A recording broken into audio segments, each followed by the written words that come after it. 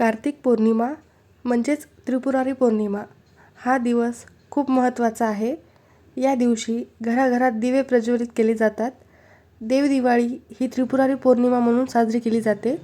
यंदा पौर्णिमा 2 दिवसांमध्ये विभागून आलेली असल्यामुळे या दिवशी काय करावे, काय करू नये, त्याचबरोबर पूजाविधी, शुभमुहूर्त बघूयात.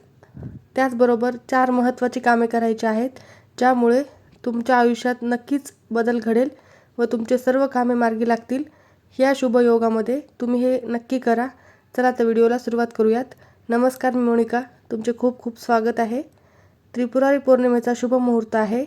कार्तिक महिन्याची पौर्णिमा 26 नोव्हेंबर रोजी दुपारी 3:53 सुरू झाली आहे आणि 27 नोव्हेंबर रोजी दुपारी 2:45 समाप्त होणार आहे. उदयतिथीनुसार यावेळी त्रिपुरारी पौर्णिमा 26 नोव्हेंबरला साजरी केली जाईल असे सांगितले गेले आहे. पण आपण आज काही उपाय बघणार आहोत, ज्यामुळे तुमच्या आयुष्यात नक्कीच बदल घडेल. त्रिपुरारी पौर्णिमा पूजाविधी आहे. पौर्णिमेच्या दिवशी सकाळी लवकर उठून शुचिर्भूत व्हावे, नदी किंवा तलावात स्नान करावे. तसं नसेल तर घरीच गंगाजल पाण्यात टाकून स्नान करावे. त्यानंतर या दिवशी चंद्रोदयाच्या वेळी शिव, संभूती, संतती, प्रीती, अनुसया आणि क्षमा या 6 कृतिकांची पूजा केली जाते. कार्तिक पौर्णिमेच्या रात्री उपवास करून बैलदान केल्याने शिवत्व प्राप्त होते. गाय, हत्ती, घोडा, रथ, तूप इत्यादी दान केल्याने धनवृद्धी होते. कार्तिक पौर्णिमेपासून सुरू होऊन प्रत्येक पौर्णिमेच्या दिवशी उपवास आणि रात्री जागरण केल्याने सर्व मनोकामना पूर्ण होतात.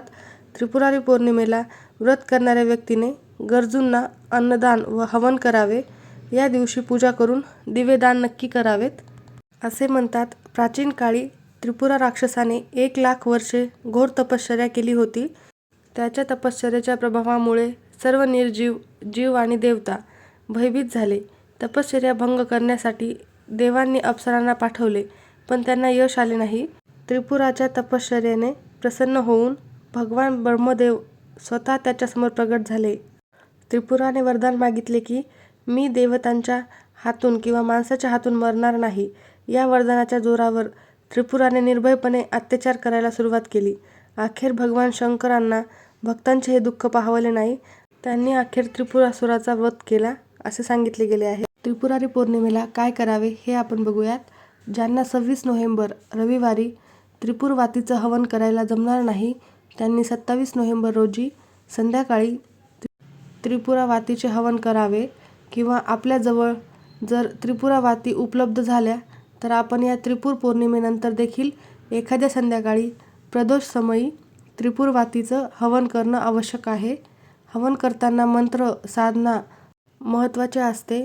त्यामुळे जरी उशिरा आपल्याला त्रिपुरवाती उपलब्ध झाल्या तरीसुद्धा आपण मंत्रोक्त हवन उशिरा का होईना अवश्य करावे. या ज्या त्रिपुरारी वाती आहेत, या त्रिपुर दैत्याचं प्रतीक म्हणून यांचा हवन केला जातो. त्रिपुरवाती आपल्याला बाजारामध्ये सहज उपलब्ध होतील. 750 वाती असतात. बाजारात उपलब्ध नाही झाल्या तर आपण या वाती घरी देखील बनवू शकतो. समजा एखाद्याला वाती उपलब्ध झाल्या नसतील तर त्यांनी काय करावे? मंत्रोक्त हवन करा, शुद्ध तुपाची आहुती द्या, तरीसुद्धा ती अत्यंत फलदायी ठरेल. हवन कसं करायचं ते आपण पुढे बघणारच आहोत. या दिवशी आपल्याला भगवान शिवाचं पूजन करायचं असतं, त्यांचा अभिषेक करायचा असतो. संध्याकाळच्या वेळेला प्रदोष समयी त्रिपुरारी पौर्णिमेच्या दिवशी संध्याकाळी भगवान शिवाच्या शिवलिंगावरती अभिषेक करायचा असतो. ही पूजा संध्याकाळी सुरू करायच्या अगोदर आपल्याला ज्या 750 वाती असतात, या वाती प्रथम शुद्ध तुपाने भिजत ठेवायच्या असतात, म्हणजेच त्यांचा हवन चांगलं होतं. नंतर आपल्याला पूजेला सुरुवात करायची असते. संध्याकाळी शुद्ध तुपाचा दिवा लावून घ्यायचा असतो. दिवा लावल्यानंतर गणेश पूजन करायचे. त्रिपुरारी पौर्णिमेला त्रिपुरातील अभिषेक कसा करावा हे आपण बघूयात. तामनामध्ये गणपती बाप्पाची मूर्ती घ्यावी. तिला शुद्ध पाण्यानं, पंचामृतानं, पुन्हा शुद्ध पाण्याने असे स्नान घालायचे. देवघरासमोर एखाद्या पाटावर ठेवावा किंवा चौरंगावर ठेवावे. त्यानंतर शुभ्र वस्त्र जे भगवान शिवांचे प्रिय आहे ते वस्त्र अंथरावे. त्यावरती गणपती बाप्पांची मूर्ती स्थापन करावी. त्यानंतर आपल्या घरात शिवलिंग असेल तर ते तामनात घ्यायचं. ज्यांच्याकडे शिवलिंग नसेल त्यांनी सुपारी घ्या आणि तामनामध्ये भगवान शिवाला शुद्ध पाण्याने त्यानंतर पंचामृत किंवा दुधानं स्नान घालून किंवा कच्च्या दुधाने स्नान घालावे. ओम नमः शिवाय किंवा शिव अष्टोत्तर शतनामावलीने चमचाभर पळीभर पाणी घेऊन भगवान शिवांच्या पिंडीला अभिषेक करावा. बेलपत्र उपलब्ध झाले तर बेलपत्र अवश्य वाहावे, फुले वाहावीत. भगवान शिवांच्या पिंडीला म्हणजेच शिवलिंगावरती भस्म लावावा आणि ते भस्म आपल्या कपाळाला लावावा. अशा रीतीने प्रदोष भगवान शिवांच्या प्रथम अभिषेक करून घ्यावा. जर तुम्हाला 26 नोव्हेंबरला हवन जमलं नसेल तर तुम्ही 27 नोव्हेंबरला हे काम करू शकता. तर त्रिपुरारी पौर्णिमेला हवन कसे करावे? अभिषेक केल्यानंतर आपण आता हवन करणार आहोत. हवनासाठी आपल्याला साहित्य काय लागते ते आपण बघूयात. आपल्याला लागेल हवनकुंड. हवनकुंड मातीचेही चालेल. त्यानंतर 750 त्रिपुरारी वाती घ्याव्यात. प्रथम ज्या ठिकाणी आपण हवन करणार असाल शक्यतो पूर्व बाजूला आपल्या घरात पूर्व दिशेला हवनकुंड स्थापित करावे. त्यासाठी प्रथम जमिनीची पूजा करून घ्यायची आहे. हळद कुंकू अक्षदा फुले व्हायची आहे.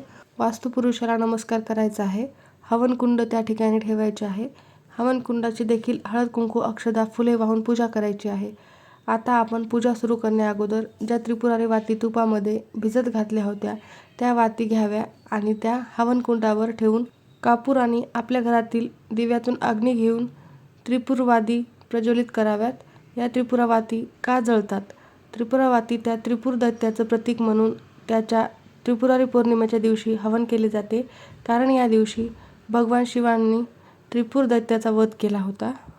या दिवशी आपण कुलदेवतेचे नवावर्ण मंत्र किंवा माता लक्ष्मीचा मंत्र कुठलाही मंत्राचे हवन करू शकता. शुद्ध तुपाची आहुती देऊन आपण हे करू शकता. हवन केल्यानंतर आपल्या घरातील नकारात्मकता दूर होते.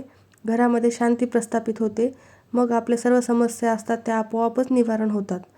हवन झाल्यानंतर हवनकुंड तसा शांत होऊ द्यायचा.